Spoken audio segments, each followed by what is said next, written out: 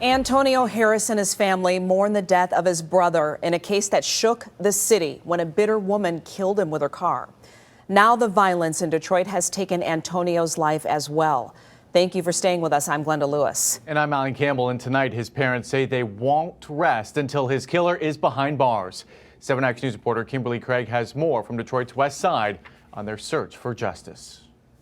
Antonio was at a party on Christmas Eve when someone told his family that he was hurt. And before his parents could get to the scene, they started seeing on Facebook people posting, "Rest in peace." Jealousy, envy, hatred. It wasn't accidental. He shot my son multiple times in the chest and in the back. Rachel and Terrence Ricks mourning the loss of their 22-year-old son Antonio, who was shot and killed on Christmas Eve inside this house on Wildermere near Puritan on Detroit's West Side. I know it was like between 15 to 20 kids in this house at the time. And we do know he knew that person. When we got there, it was no one there. Everybody had left. Here we go again with the same, this is so unreal. Like I said, I can't believe this.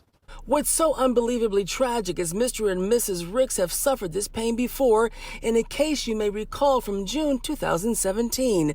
Perhaps you don't remember the date or Terrence Jr.'s name, but rather the surveillance video that helped put his killer, Denisha Mathis, in prison. She became obsessed with Terrence Jr., stalked him, and ran him down with her car. She pled guilty and was sentenced to 20 to 40 years in prison. My son didn't deserve to die this way. If my son's supposed to be burying me, not me burying him. This time, the Ricks and police need the public's help to identify and bring their son Antonio's Christmas Eve killer to justice. To go through this again is bad. This is really bad. I just want justice for him. Antonio died just over 2 weeks ago, but his body remains at the James H. Cole Funeral Home until the Ricks, who have set up a GoFundMe account, are able to raise enough money to bury him. We just want to give him a decent burial. That's all we ask. Just give a decent burial. And if anyone was in that house, please speak up. Please come forward and speak up. Please. Because this is the hardest thing.